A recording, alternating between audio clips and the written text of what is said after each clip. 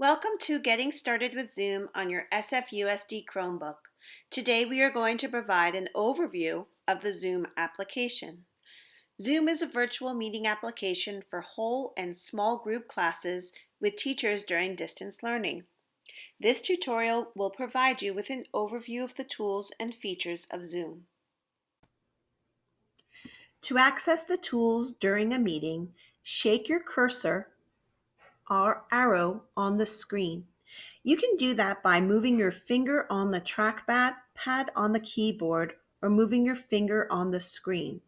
Once you move the cursor, you will see on the bottom of the application buttons appear. These buttons provide you tools to use during the meeting, along with features to communicate with your teacher. Starting at the bottom left-hand side of the screen is the mute unmute button. Here you can see if you are able to be heard in the meeting. If you are muted, you will see a red line across the microphone. If you are having trouble with your microphone, click on the up arrow to see if the microphone is connected.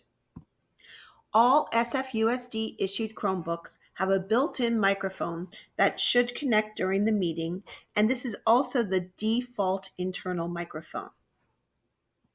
The next button on the Zoom toolbar is the video. This button turns on and off your video camera.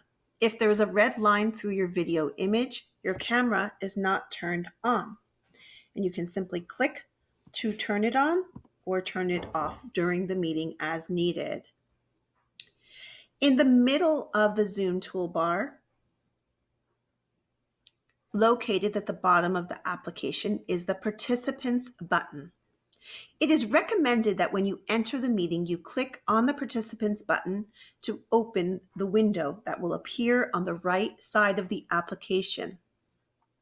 The Participants window is important because it allows students to communicate with their teacher through nonverbal cues. At the bottom of the Participants window are some images starting from the left. There is a blue hand to ask a question or answer a question.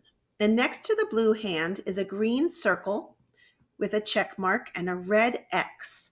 These are great to answer questions of a yes or a no.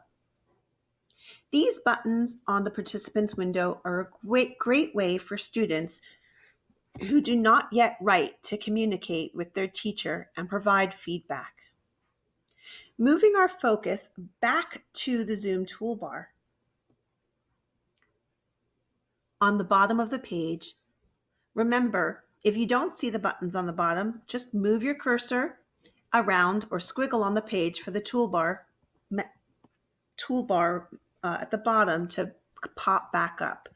Next to the Participants button, you'll see the Chat button. If you click on the Chat button, you will see a new window open on the Zoom application below the Participants window. The Chat window allows you to communicate in written format to the teacher.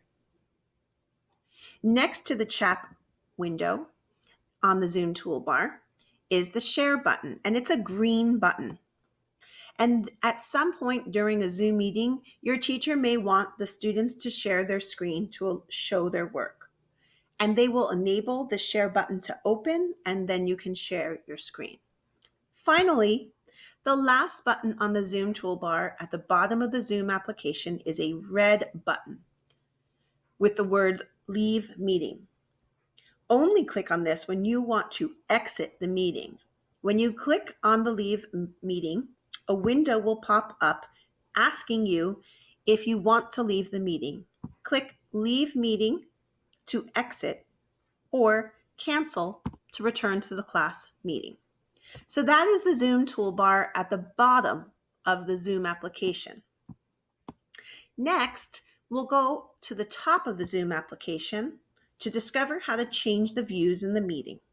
If you move your cursor or arrow around on the application, on the top right of the application, that is on the black top section, starting from the left, you will see a small circle with a lowercase I. And if you click on that circle, you will see the meeting information, including the meeting link, meeting ID, and the password.